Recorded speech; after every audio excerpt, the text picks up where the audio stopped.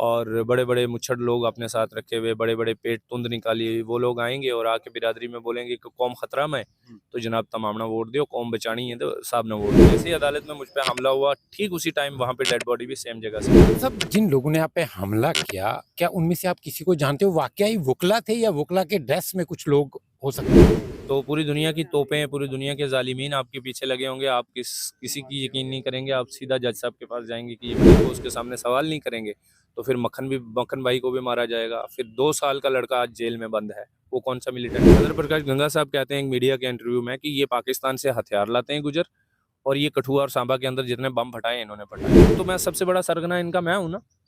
अगर ये हथियार, ये मज़लूम बकरी चराने वाला और भैंस चराने वाला गुज्जर हथियार लाके अटैक कर रहा है, तक एक एक्स मिनिस्टर आके ये बोल देता है और उसपे कोई चूँ तक नहीं होती, ना मियाँ साहब बात कर रहे हैं, ना कोई दूसरा एमएलए। प्रकाश गंगा का तो उन्हीं को मुकाबला करना चाहिए था जो हमारे लीडर्स थे, बट वो नहीं करेंगे क्योंकि उनके अपने होटल चल रहे हैं, वो मज़े से हैं। उनके अपने क्रैशर्स चल रहे हैं, वो मज़े से हैं। उनकी अपनी महँगी गाड़ियाँ आ रही हैं, वो मज़े से। रास्ते में कोई गोरक्षक, कोई और बख्शक आके मुझे ना मार दे, मेरी बच्ची के साथ बदसलूकी ना करे। तो मियाँ साहब ने कहा बड़ ज ज जात का ना पढ़ा के तुम बड़ा डीसी लवा लेंगे। मियाँ साहब ने कही। हाँ, ये मैं नहीं बोल रहा हूँ, उनकी फैमिली ने इंटरव्यूज़ दिए हुए हैं।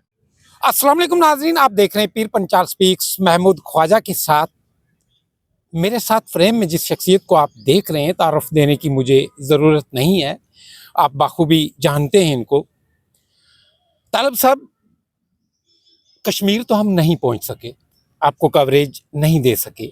उसके बाद आज आप जम्मू आए, कोर्ट हेयरिंग थी आपकी, तो वहाँ आपके साथ कुछ मसला हुआ है। पहले हम इस पर बात करेंगे, फिर मज़ीद तफसील से बात करेंगे। क्या मामला थे और कौन लोग थे जिन्होंने आप पे अटैक किया, आपको पे हमला किया? ख्वाजा साहब, मैं जिस दिन से पहली डेड बॉडी मिली है, मैं तब से देवसर में मौजूद था और कल ही मैं जब जम्मू के लिए निकला हूँ, तो पुलिस के एक आला ऑफिसर ने मुझे फ़ोन किया और ये पूछा कि आप कहाँ हैं? तो मैंने कहा मैं अदालत में जा रहा हूँ जम्मू तारीख देने के लिए। तो आज मैं जैसे ही अदालत में पहुँचा हूँ, तो अदालत में क्या कुछ हुआ वो तो मैं बताऊँगा, लेकिन जैसे ही अदालत में मुझ पे हमला हुआ, ठीक उसी टाइम वहाँ पे डेड बॉडी भी सेम जगह से मिली। तो यहाँ पे मुझे एंगेज कर लिया गया, वहाँ पे डेड बॉडी दी गई। तो ये अपने आप में एक बड़ा शक पैदा करती है और जुडिशियल इंक्वायरी हो जाने के लिए मज़ीद इस पॉइंट को ताकत देती है। और अब अदालत में क्या हुआ कि मैं जैसे ही कोर्ट के मेन दरवाज़ा मैंने इंटर किया, तो 5-7 वकील जो थे वो मुझे फॉलो कर रहे थे, 5-7 वकला। तो अब कोर्ट में वकला चलते ही हैं जनाब, लेकिन उनकी नज़रों से मुझे लगा कि they people are talking about me. तो जैसे ही मैं अदालत में गया हूँ अंदर, मेरे वकील साहब थोड़े लेट हो गए, तो जज साहब ने मुझे बुला के मैं उनके सामने खड़ा हुआ, तो उन्होंने मुझे पूछा आपके वकील साहब कहाँ हैं? तो उसी केस के रिगार्डिंग ही मैं कोई उनसे सबमिशन कर रहा था कि एक वकील ने उनमें से मुझे गाली दी और मुझे बाजू से पकड़ के खींचा अपनी तरफ। तो मैंने जज साहब की तरफ मुड़ के उनसे गुजारिश की कि जज साहब, they people are dragging and abusing me in front of you, तो मैं ये क्या करूं? कमरा अदालत के अंदर की कमरे बात? अदालत के अंदर, भरी अदालत के अंदर, जहाँ पे वकला बेशुमार मौजूद है, जहाँ पे बेशुमार वो लोग मौजूद हैं जिनके अपने अपने केस जेर समात हैं, अपने अपनी बारी का इंतजार कर रहे हैं। उन सब लोगों की मौजूदगी में फिर उसके बाद उन्होंने मुझे पीटना शुरू कर दिया और पता नहीं कुछ क्या कड़ा होगा या क्या होगा जिससे मुझे यहाँ पे ये जख्म है इस वक्त भी बहुत पेन, और मैं पूरे ढंग से आंखें भी नहीं खुल रही, मेरी दर्द कर रही हैं। तो ये सब किया, ये सब हुआ। फिर उसके बाद वकला हजरात ही मेरी रेस्क्यू में आए बहुत सारे, और पुलिस की जो कोर्ट रूम के अंदर 2-4 लोग मौजूद होते हैं, उन्होंने मुझे वहाँ से लिया, एक कमरे के अंदर बंद किया, वहाँ काफ़ी टाइम रखा और उसके बाद मुझे वहाँ से निकाला गया एक हिसाब का रेस्क्यू करके। वहाँ से निकलने के बाद सीधा मैं आप लोगों के पास आ गया। तालिब साहब, जिन लोगों ने आप पे हमला किया, क्या उनमें से आप किसी को जानते हो? वाकई वुकला थे या वुकला के ड्रेस में कुछ लोग हो सकते हैं? ये मुझे नहीं पता कि वकला के ड्रेस में ये वकला के ड्रेस में थे या सच में ही वकला थे, लेकिन ये बात सही है कि उन्होंने वकीलों वाले ही कपड़े पहने हुए थे, यूनिफॉर्म, कोर्ट यूनिफॉर्म थी। लेकिन मैं हैरान इस बात से हूँ कि वकील वो पेशा है जिसमें राम जेठमलानी जैसे लोग पैदा किए, जिसने इंदिरा जयसिंह साहिबा जैसी लोग पैदा किए, जिन्होंने आसिफा के केस में एक पैसा तक ना लेके हमारा केस लड़ा। जम्मू कश्मीर कोर्ट की भी आप कोर्ट्स की बात करें, यहाँ बेशुमार आपको लोअर कोर्ट से लेके हाई कोर्ट तक भी आपको लोग ऐसे मिलेंगे जो फरिश्ता सिफ्त लोग हैं। लेकिन बदकिस्मती से इंसान, दूसरी बात ये है कि इंसान अपने सगे भाई को मर्डर केस के बारे में नहीं बताता, लेकिन अपने वकील को बता देता है जनाब मेरे से मर्डर हो गया। तो पूरी दुनिया की तोपें, पूरी दुनिया के ज़ालिमीन आपके पीछे लगे होंगे, आप किसी की यकीन नहीं करेंगे, आप सीधा जज साहब के पास जाएंगे कि ये बचा लेंगे। तो मेरे साथ मामला ये हो गया कि हालांकि मैं एक एक्टिविस्ट हूँ, आपको पता है ख्वाजा साहब कि मैं जब कॉलेज में था तब से बात कर रहा हूँ। तो जहाँ पे मैंने ऊंची आवाज़ में भी किसी के हक की बात की थी मुझ पे, वहाँ पे भी एफआईआर है झूठा लगा हुआ। तो अब मेरी परेशानी ये है कि इतने एफआईआर झूठे, मैं उनमें हाजिर होऊंगा तब जाके साबित करूंगा कि मैं बेगुनाह हूँ। तो जम्मू जैसी कोर्ट में, जहाँ पे राजधानी यहाँ पे है, चीफ मिनिस्टर साहब यहाँ बैठते हैं, एलजी साहब यहाँ बैठते हैं, राजधानी है, यहाँ पे सारा मीडिया है, नेशनल मीडिया, इंटरनेशनल मीडिया तक यहाँ पे है, यूएनओ का ऑफिस यहाँ पे श्रीनगर में।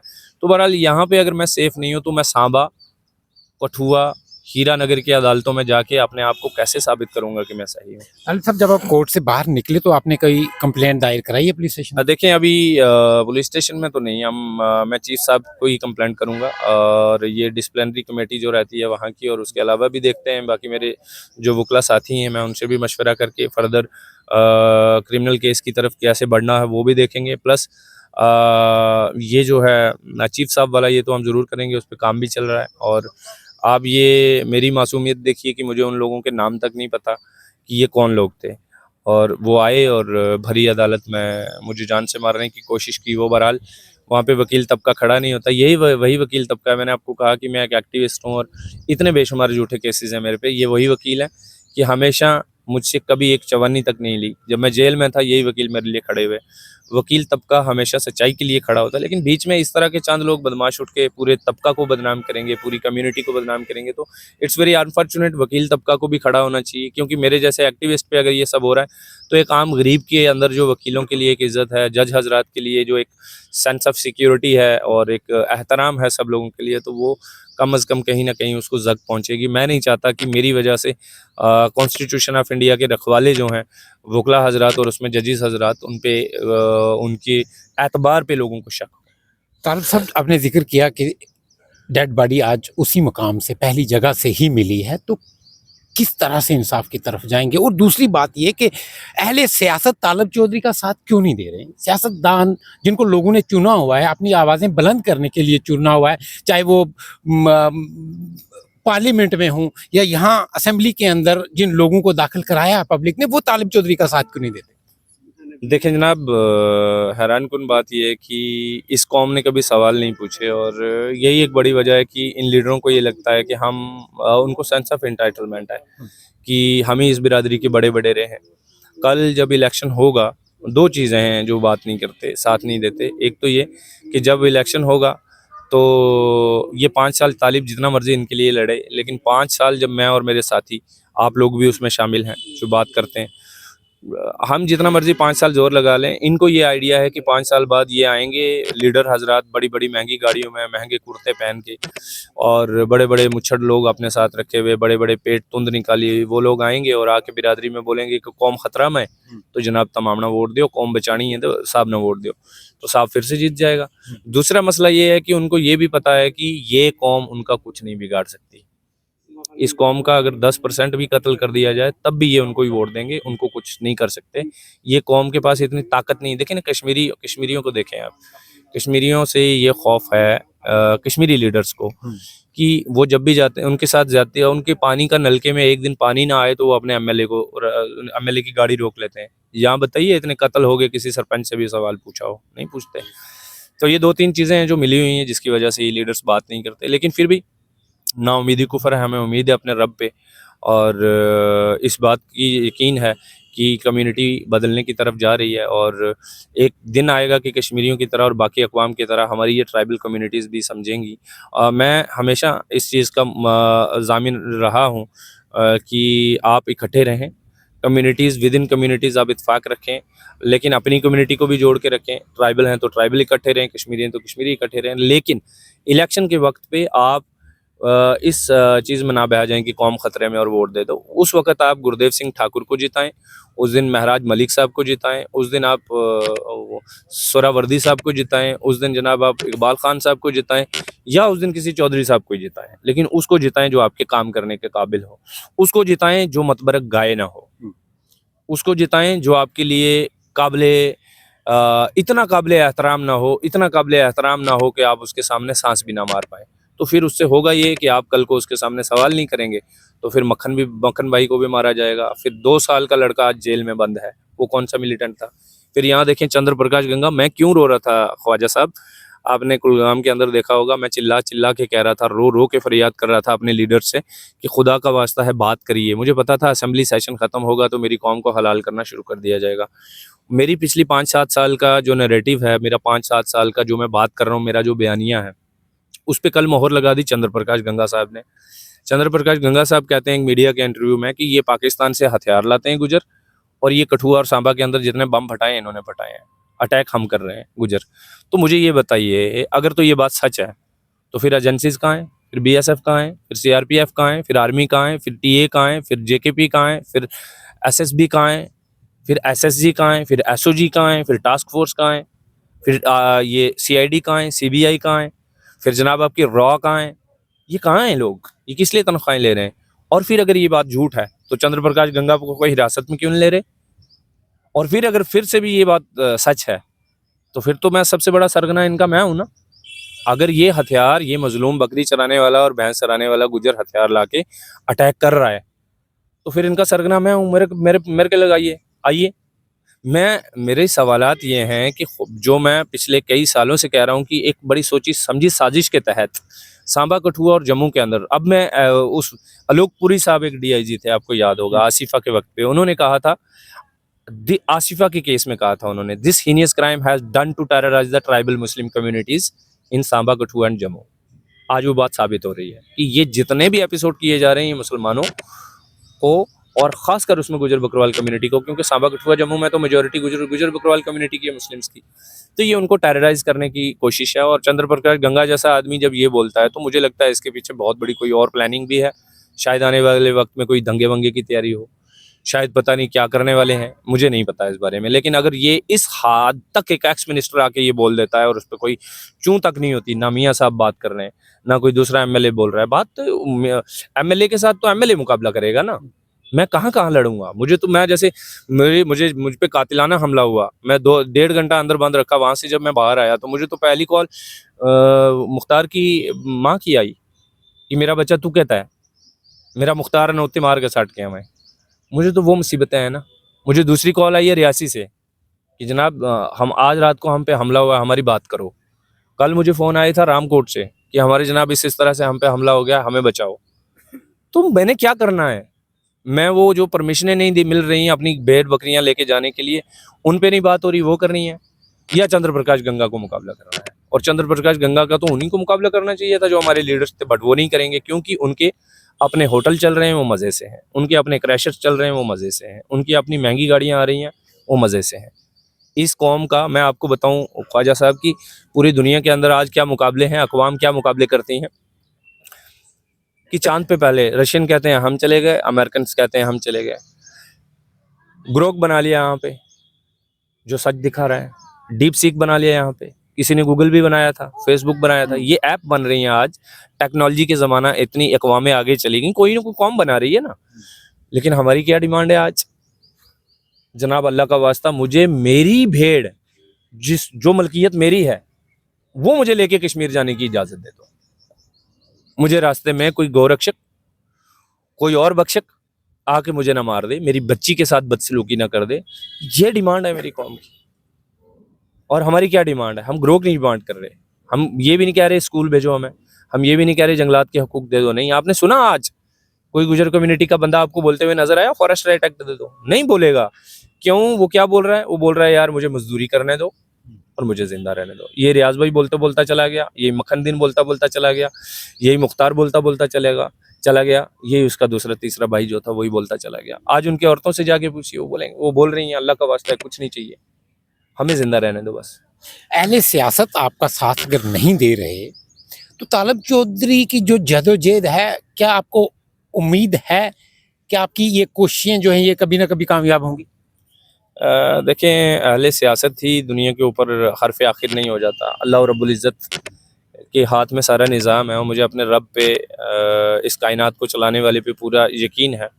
ये कोई बहुत दूर नहीं है हम खड़े हुए ना, ये हम यहाँ पे पार्क में बैठे हैं और ये दीवार पे है सारा मामला। मसले वहाँ हल हो जाएंगे वहाँ पहुँचते ही। पहुँचना कैसे है? नौजवानों को ये कसम खा लेनी है कि आज से हम हर लीडर को सवाल पूछेंगे, मामला ही ख़त्म।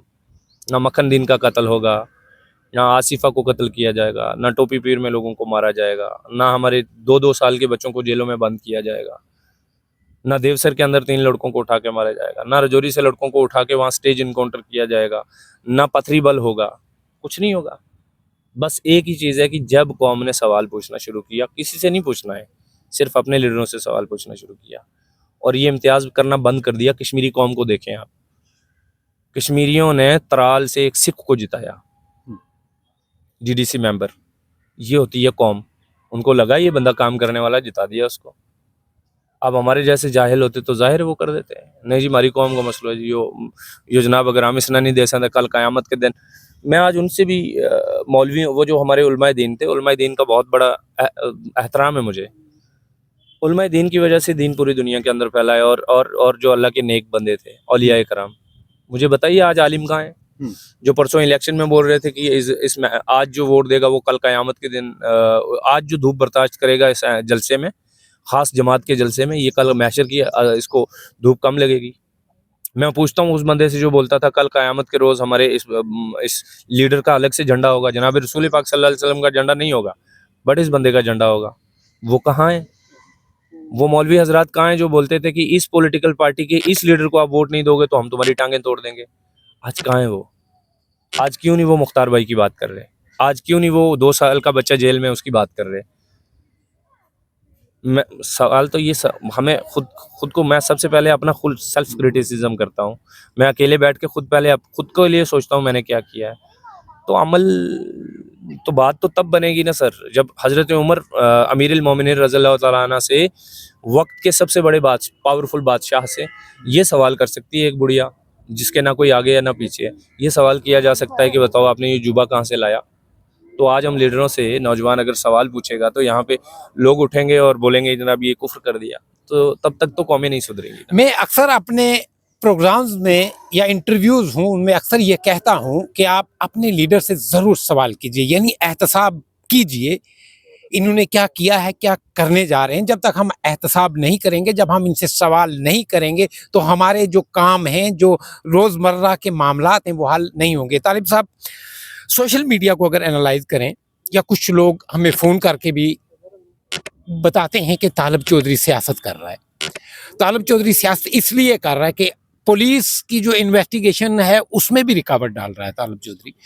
आप क्या समझते हैं कि तालिब चौधरी वाकया ही रुकावट डालता है, या तालिब चौधरी ने अगर डिमांड की इसमें पुलिस की जगह सीबीआई की इंक्वायरी होनी चाहिए?